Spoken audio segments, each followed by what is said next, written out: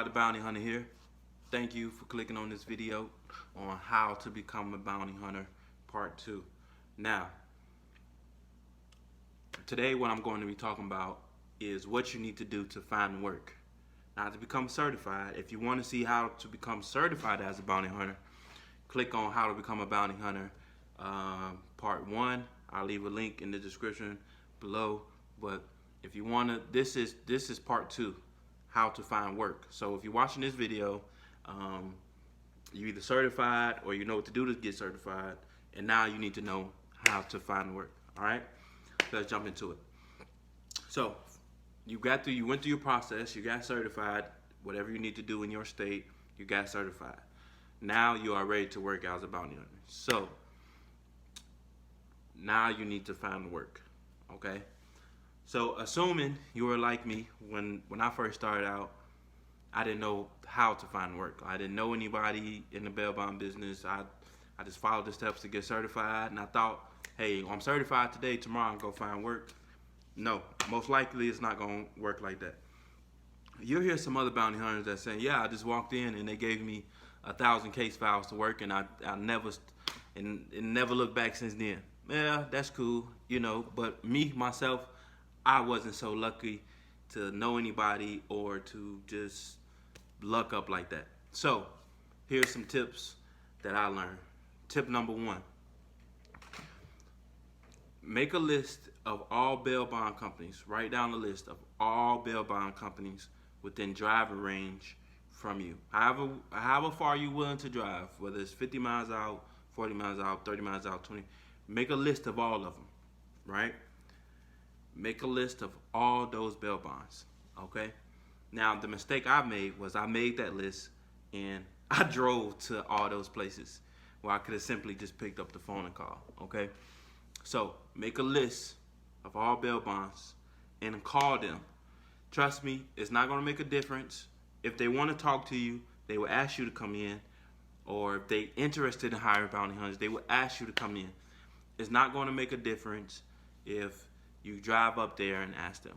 Now, you can drive to the ones that's close. Driving up there, that's completely up to you guys, but I drove 45 minutes to an hour away just for them to say, no, we're not hiring at the moment, or we good. A simple phone call would have sufficed. But if someone's around your community 5 miles away, hey, drive up there and to ask them. But I would recommend you call. Calling would save a lot of time, and trust me, it will save a lot of time. So, first things first, make a list and call. Call and ask, hey, are you looking for bounty hunters, right? Now that you've done that, somebody's bound to say yes, right? Somebody's bound to say yes. I think I may have called 12 bonding companies, and the 12th one I called, he said no. And for some reason, I should have asked this beginning of my first initial 11 calls, but I asked him, I said, well, hey, do you know any bounty companies that need bounty hunters? And turns out he did. So he gave me the information, I called them, and that's when I found some work, okay?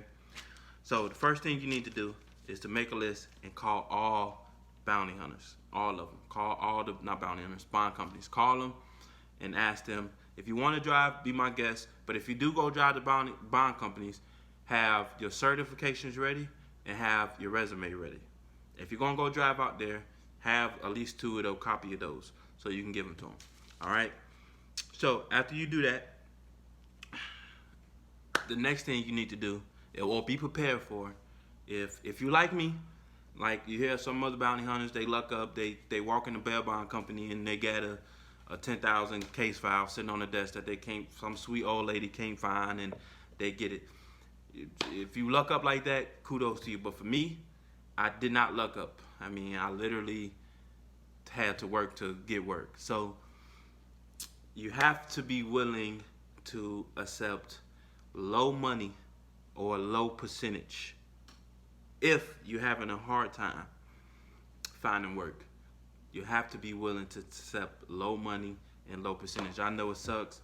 Nobody wants to work for free or down there for free, but you gotta do what you gotta do, So the next thing you need to do is, if you're having, listen, very important, listen.